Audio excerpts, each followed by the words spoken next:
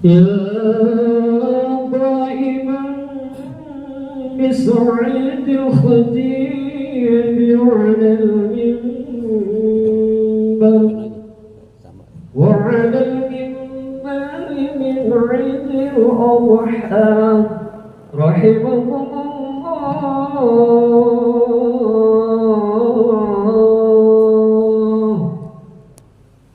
يا قائما بسعيد الخديم على المنبر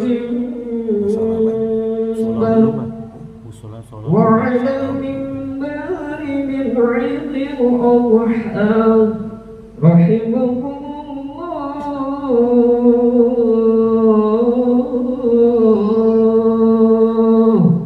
أنصتوا واسمعوا وأطيعوا الله.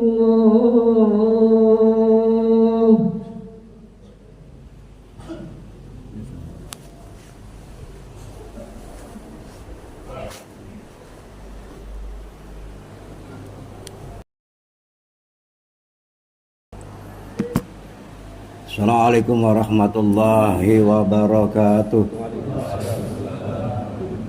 Astagfirullahaladzim. Bismillahirrahmanirrahim. Alhamdulillahi rabbil alamin. Allahumma shalli wa sallim ala sayyidina Muhammad wa ala alihi wa sahbihi ajma'in. Allahumma a'izzal Islam wal muslimin wal muslimin Islam wal muslimin wa ja'al lahum lana fi hadzal 'id al-salimin aminin al-ghanimin محفوظين مرزوقين مقبولين الذين لا خوف عليهم ولا هم يحزنون برحمتك يا ارحم الراحمين. وصلى الله على سيدنا محمد وعلى اله وصحبه وسلم والحمد لله رب العالمين. Allahu Akbar, Allahu Akbar, Allahu Akbar.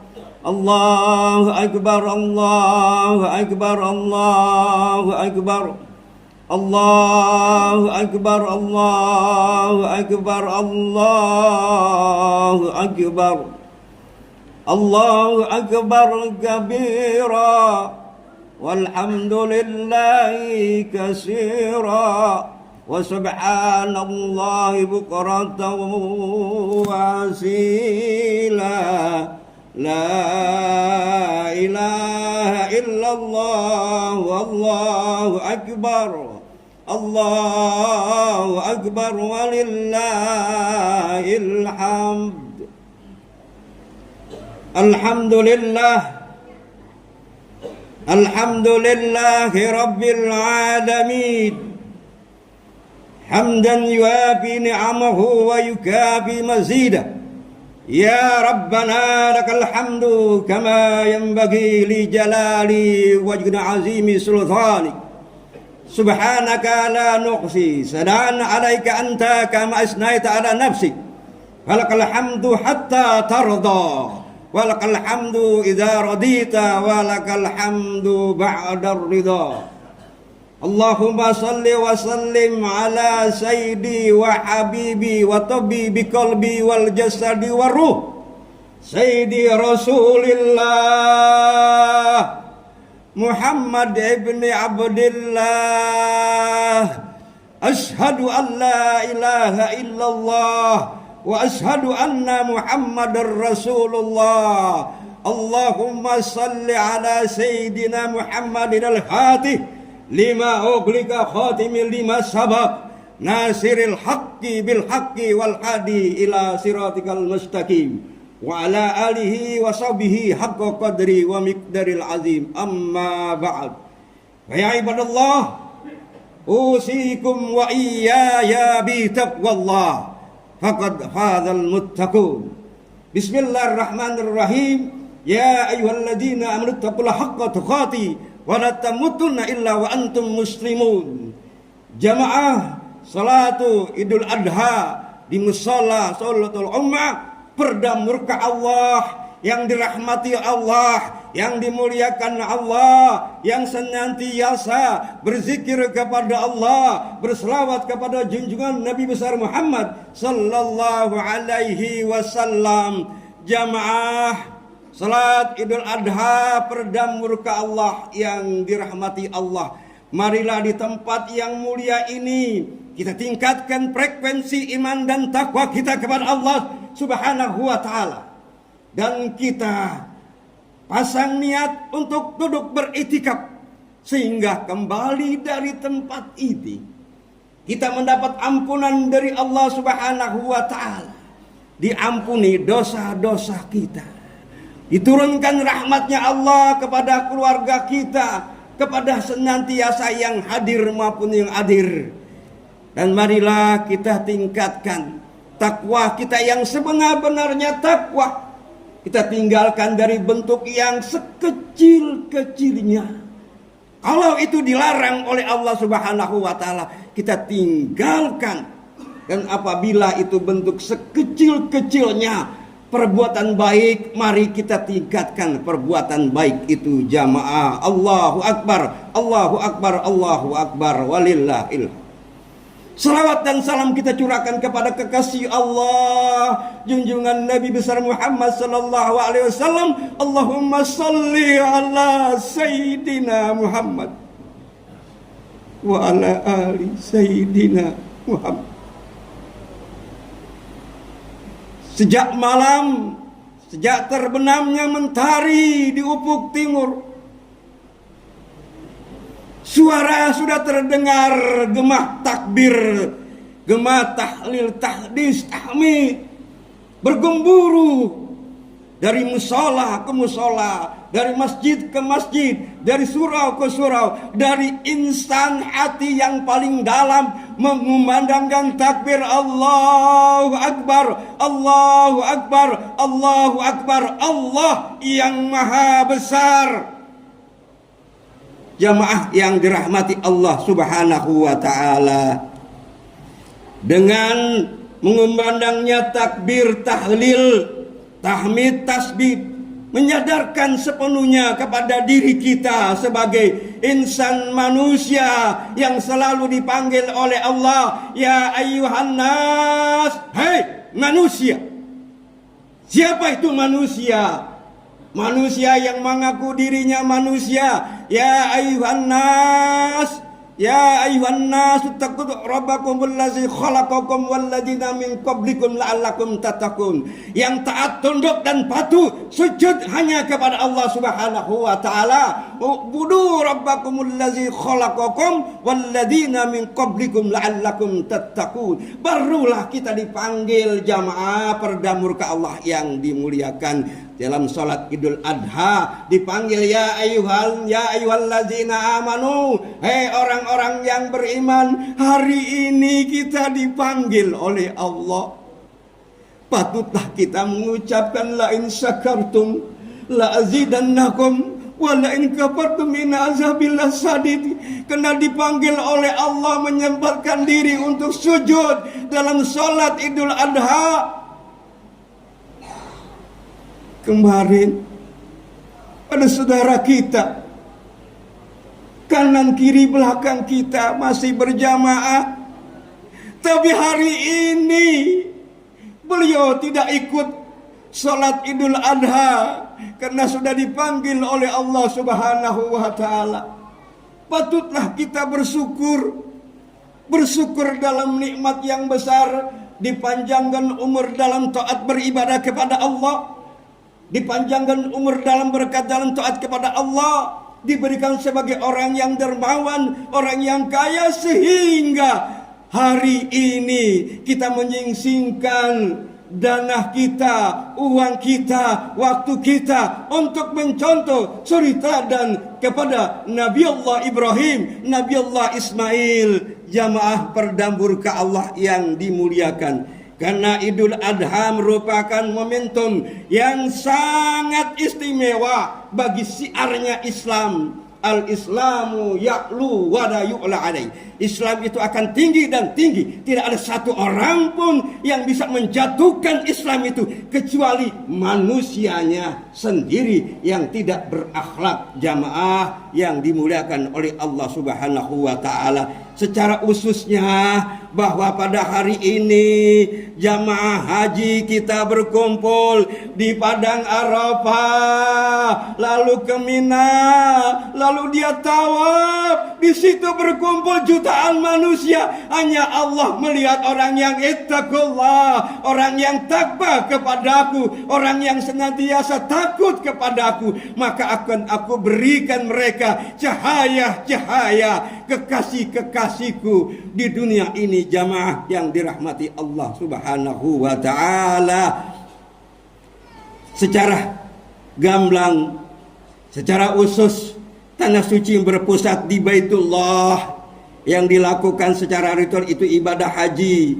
Jamaah haji merupakan wakil dunia Islam yang melakukan jumrah ke Minah, ke Padang Arafah, mempersembahkan dirinya secara total, secara utuh, dengan ikhlas, mengorbankan dananya, mengorbankan waktunya untuk berjumpa. Tidak semua orang yang terpanggil untuk melaksanakan ibadah haji. Jamaah yang dirahmati Allah Subhanahu wa ta'ala. Maka oleh karena itulah dalam sakral yang sangat bahagia di pagi hari ini, patutlah kita mengoreksi diri kita bersama-sama.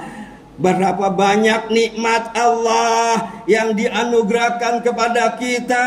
Kita sudah melaksanakan nikmatnya panjang umur, nikmatnya rezeki, dan nikmat-nikmat yang lain. Semoga semuanya itu senantiasa ada dalam diri kita. Allahu Akbar, Allahu Akbar. Seluruh umat Islam di penjuru dunia pada saat ini mereka berkumpul berada di kota Minah.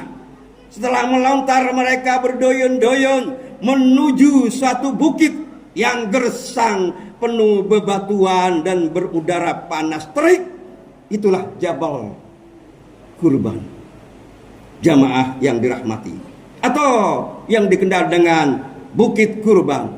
Di tempat inilah para jamaah haji memotong onta, memotong kibas, memotong kambing yang dijadikan hewan kurban. Allahu Akbar, Allahu Akbar, Allahu Akbar. Hari ini adalah hari kurban, bukan hari korban. Di mana letak perbedaannya kurban dan korban? Antara kurban dan korban, mari kita telusuri jamaah yang dirahmati Allah. Allahu Akbar, Allahu Akbar. Beberapa peristiwa ketika Rasulullah Sallallahu Alaihi Wasallam masih hidup di tengah-tengah umat. Ada seorang umat Islam bernama Abu Burdah. Ia memotong seekor kibas untuk kurban. Tetapi hewan itu dipotong sebelum sholat Idul Adha.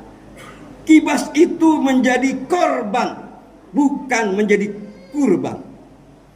Contoh berikutnya bernama Muhajir. Ia bersama kaum muslimin dan muslimat melakukan hijrah dari kota Mekah ke Madinah. Orang haus, dia pun haus. Orang lapar, dia pun lapar. Orang menderita, dia pun ikut menderita. Orang gugur, dia pun ikut gugur atau tewas di medan pertempuran. Tetapi Rasulullah Sallallahu Alaihi Wasallam bersabda, ada orang yang melakukan hijrah tetapi masuk neraka. Mengapa demikian ya Rasulullah? Para sahabat heran dan bertanya. Muhajir meskipun ikut hijrah dan gugur, tetapi dia berjuang bukan karena Allah. Ia melakukan hijrah karena mengikuti gadis yang dicintainya. Jadi mereka bukan korban, tetap menjadi korban jamaah yang dirahmati Allah Subhanahu wa ta'ala. Allahu Akbar, Allahu Akbar, Allahu Akbar. Korban dalam pengertian biasa adalah menyembelih hewan yang dagingnya kita bagikan kepada mustahik. Namun kurban menurut agama adalah menyerahkan sesuatu yang kita cintai untuk zat yang paling kita cintai, yakni Allah Subhanahu wa ta'ala. Karena pengakuan kita, qul in kuntum tuhibbunallaha fattabi'uni yuhibbukumullah wa yaghfir lakum dzunubakum wallahu ghafurur rahim. Jika engkau cinta kepadaku, cinta kepada Allah, maka sebut namanya Allah, Allah, Allah, Allah. Cinta kepada kanjeng Nabi Muhammad, selawat yang gak putus-putusnya. Allahumma salli ala Muhammad wa ala ali Muhammad, atau Allahumma salli ala Sayyidina Muhammad, atau salawat Jibril. Jamaah yang dirahmati Allah, Allahu Akbar, Allahu Akbar. Kurban yang dilakukan oleh Nabi Ibrahim dan putranya Ismail, itulah yang patut diteladani. Nabi Ibrahim dikenal sebagai seorang nabi yang paling suka berkurban. Dalam setahun ratusan kibas dipotong sebagai kurban. Pada tahun yang lalu pula kurban kibas dikorbankan.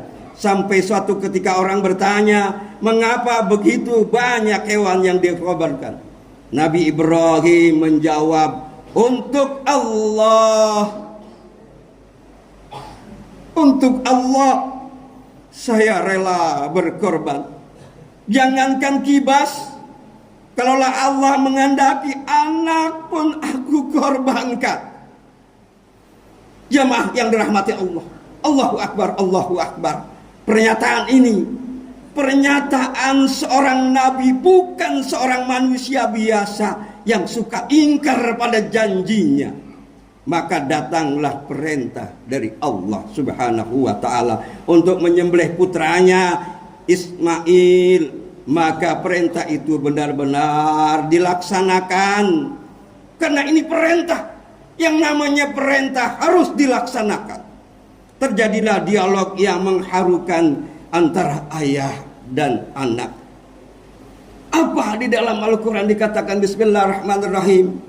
Falamma balagha ma'saya qala ya bunayya inni ara bil manam anni azbauka fanzur maza tara. Qala ya abati al-ma tu'maru satujudin insyaallahu minas sabirin. Maka tatkala anak itu sampai pada umur sanggup berusaha bersama-sama ayahnya Ibrahim berkata, hai anakku, sungguhnya aku sedih. Aku melihat dalam mimpi bahwa aku akan menyembelihmu, nak. Maka pikirkanlah apa yang pendapatmu, nak. Ia menjawab, wahai ayah, kerjakanlah apa yang diperintahkan kepadamu. Insya Allah kamu akan mendapatkan termasuk golongan orang-orang yang bersabar. Itu anak yang soleh. Karena di kader Nabi Ibrahim adalah yang bertauhid. Bapaknya tauhid, bapaknya soleh. Anaknya pun menjadi anak yang soleh, yang berbakti kepada kedua orang tuanya, berbakti kepada Rasulnya, berbakti kepada Allah. Dia tidak akan aling-aling. Tapi karena ketulusan Nabi Ibrahim dalam mengorbankan putranya, kekasihnya Ismail, Allah menggantikan dengan seekor kambing, penyembelihan sesuai dengan firman Allah. Wa fadainahu bizibhin azim. Dan kami tebus anak itu dengan seekor kambing sembelihan yang besar. Allahu Akbar, walillahil hamd. Kalau saja dialog itu kita alihkan kepada anak, ayah, pada masa sekarang ini, masa modern ini, pasti sang anak akan memberikan jawaban kritis. Wahai ayah, aku ini masih muda. Aku ini pemuda harapan bangsa. Aku ini pemuda harapan. Kenapa harus aku lebih dulu yang dikorbankan, ayah? Alangkah baiknya ayah yang lebih dulu dikorbankan. Itulah jawaban anak-anak. Seperti itu yang didasarkan hanya pada pertimbangan akal, pertimbangan terlepas daripada iman dan tauhid. Pertimbangan yang lepas tidak berimannya, habisnya iman dalam dirinya. Namun dalam kisah kurban yang dilakukan Nabi Ibrahim dan putranya Ismail mencerminkan kepatuhan, ketaatan pada perintah Allah tanpa memilih, tanpa banding-banding. Coba kita renungkan sejenak di saat penyembelihan, di saat diletakkannya Ismail, ia sempat berpesan yang patuh kita melaksanakan. Apa dialognya itu? Jamaah berdamur ke Allah. Allahu Akbar, Allahu Akbar, Allahu Akbar. Pada saat ayahnya menajamkan pisau, biasanya pisau ini, golok ini sampai tajam. Dia sudah sedih saat menggosokkan pisaunya ini, karena dia akan melancarkan, akan memotong di lehernya Ismail. Orang tua mana yang tidak akan sedih? Telah ditajamkannya pisau, telah ditajamkannya golok, akan dipotongnya anaknya Ismail. Tapi ini perintah dari Allah Subhanahu wa ta'ala. Maka pada saat Ismail dibaringkan, dia akan sembelih, pisau itu sudah terletak di atas leher Nabiullah Ismail. Ismail berpesan, ayah, tolong diikat kaki dan tangan, agar ayah tidak merasa sedih. Ayah, tolong ayah, jangan banyak anak-anak kecil di masaku ayah berlari-lari di rumah ibu, di halaman rumah ibu. Nanti ibu melihat, dia akan sedih. Ayah, tolong ayah, baju Ismail ini ayah simpan baik-baik. Ayah, siapa yang tidak tadi? Allahu Akbar, walillahilham. Siapa yang tidak sedih melihat peristiwa dialog antara anak dan ayah? Bajunya disimpan rapi-rapi. Mulailah Nabi Allah Ibrahim meletakkan pisaunya, goloknya di atas leher Ismail dengan mengucapkan Bismillah. Mata dipejamkan. Bismillah, Allahu Akbar, Allahu Akbar, Allahu Akbar. La ilaha illallah, wallahu akbar. Allahu Akbar, Allahu Akbar, Allahu Akbar, walillahilham. Pada dibuka matanya, Nabi Allah Ibrahim mendengar suara jawaban. Kenapa jawaban itu seperti anakku menjawab Allahu Akbar, walillahilham. Ternyata Nabi Allah Ismail, putra kekasihnya, putra kesayangannya, berada di sebelah kirinya. Ternyata yang dipotong adalah seekor kambing kibas yang besar. Allahu Akbar, Allahu Akbar, walillahilham. Jamaah yang dirahmati Allah Subhanahu wa ta'ala, dialog itu, dialog Nabi Ibrahim, karena dia cinta kepada anak, tapi dia lebih cinta kepada Allah. Anak dia korbankan, asal Allah tidak menjadi kurban.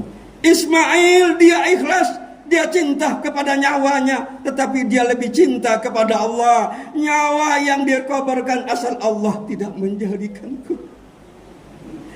Tetapi ingat, kepatuhan Ismail tidak tercipta secara kun fayakun. Orang tua harus mendidik anak-anaknya. Ku anfusakum wa ahlikum nara. Kepatuhan kepada orang tua, ketaatan kepada Allah, ketaatan kepada para ulama, para guru-gurunya tidak secara kun fayakun, tapi tanpa dididik setahap. Pada saat kalimat Allahu Akbar, lahir anak itu, diazankan di kanan dan kirinya. Pada saat itulah tauhid masuk ke dalam diri anak-anak jamaah yang dirahmati Allah Subhanahu wa taala. Orang tua masa lalu memang bilang apabila menidurkan anaknya dan kalimat salawat dengan berzikir kepada Allah. Tapi anak-anak sekarang dalam menidurkan anaknya, apa yang dibacakan bukan berselawat, bukan berzikir, tapi mereka menyanyikan lagu-lagu dangdut, sehingga anak itu masuk bukan hal-hal yang baik. Jamaah yang dirahmati Allah Subhanahu wa taala, karena agama, ingatlah sebuah hadis mengatakan, man taraka waladahu jahilan kana kullu zambin amaluhu wa alaihi. Barang siapa yang meninggalkan anaknya dengan masa bodoh, maka setiap perbuatan dosa anaknya itu orang tuanya yang bertanggung jawab di akhirat kelak nanti. Jamaah yang dirahmati Allah Subhanahu wa taala. Oleh karena itulah, marilah orang tua, kita sebagai orang tua menanamkan pertahanan diri dari rumah. Dari rumah kita kembalikan suara dengungan-dengungan ayat-ayat Al-Quran, ayat-ayat Al-Quran, pembacaan-pembacaan salawat, pembacaan zikir. Generasi-generasi sekarang ini kita tidak tahu 10 tahun, 20-30 tahun yang akan datang bagaimana generasi kita ini. Bukan pada saat ini kita, tapi kita bagaimana pada saat masa yang akan datang. Apa yang dikatakan oleh sebuah syair mengatakan, innamal umamu akhlakum ma baqiyat fa inhum zahabat akhlaquhum zahabu. Jamaah yang dirahmati Allah Subhanahu wa taala. Oleh karena itu, mari kita ambil, kita petik dari pelajaran hari raya Idul Adha. Semoga kita mendapatkan kerinduan, diberangkatkan, dimudahkan oleh Allah untuk berjumpa Baitullah, berziarah ke makam Rasulullah sallallahu alaihi wasallam. Tetapi mari kita lihat apa yang kita korbankan. Bismillahirrahmanirrahim. Inna a'tainakal kautsar. Sesungguhnya telah kami berikan kepadamu nikmat yang banyak. Yakinlah Allah akan menjamin rezeki yang merupakan bagian daripada kamu. Jamaah yang dirahmati Allah Subhanahu wa taala. Karena itulah laksanakanlah perintah-perintah Allah, perintah-perintah Allah. Jalankan salat kita, jalankan syariat kita, jalankan tarekat kita, jalankan hakikat kita, jalankan makrifat kita, sehingga kita dapat berjumpa dengan Allah, berjumpa dengan kekasih Allah. Fasalli li rabbika wanhar. Maka dirikanlah salat karena Tuhan, dan berkorbanlah karena dengan keikhlasan kita. Jamaah yang dirahmati Allah Subhanahu wa taala, marilah hari raya Idul Adha ini, hari raya korban ini, kita jadikan satu momentum, kita jadikan satu pelajaran. Semoga kembali dari tempat ini. Hari ini kita belum bisa berkorban, tahun depan kita insya Allah kita akan bisa berkorban. Kita niatkan, mohon kepada Allah Subhanahu wa taala, kita kumpulkan. Semoga tempat mushola ini lebih Allah berkahkan, berikan ke rahmatnya Allah. Kampung ini kampung yang dijaga oleh Allah Subhanahu wa taala, karena mereka menitiskan ada dua.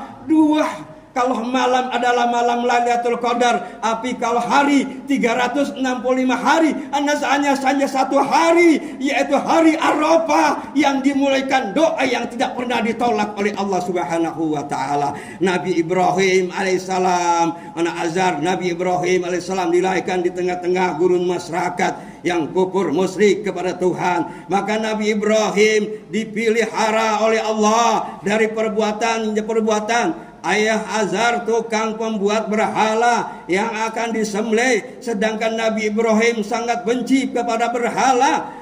Mula-mula Nabi Ibrahim mencari Tuhan dengan akalnya, kemudian Tuhanlah yang memberikan petunjuk kepadanya dengan cara mengenalnya. Beliau berani memusnahkan berhala yang ada nampak di rumah-rumahnya, berhala yang ada di dalam diri kita. togut-togut yang ada di dalam kita. Nabi Ibrahim dibakar oleh kaumnya, tetapi tidak terbakar karena semuanya dilindungi oleh Allah Subhanahu wa taala. Nabi Ibrahim adalah seorang nabi yang sangat disayangi oleh Allah. Nabi Ibrahim mempunyai 2 orang putri soleh kedua-duanya, dan anak keturunan menjadi anak yang soleh pula, bahkan menjadi rasul. Mudah-mudahan khutbah yang singkat ini mendapatkan pelajaran bagi kita untuk mengikuti kesabaran dan perjuangan, sehingga kita memperdalam tauhid kita, karena syahadat adalah pondasi, sholat adalah tiangnya, dan puasa adalah atapnya, zakat adalah dindingnya, dan haji adalah perangkat perabotnya. Mudah-mudahan perjuangan kita dicintai oleh Allah Subhanahu wa taala. Inna ahsanal kalam kalamullah. Barakallahu li wa lakum fil Qur'anil azim wa nafa'ani wa iyyakum bima fihi minal ayati wa zikril hakim. Wa qulu qali hadza astaghfirullah li wa lakum wa li sairil muslimina wal muslimat fastaghfiru innahu wal ghafurur rahim. Allahumma shalli wa sallim ala sayyidina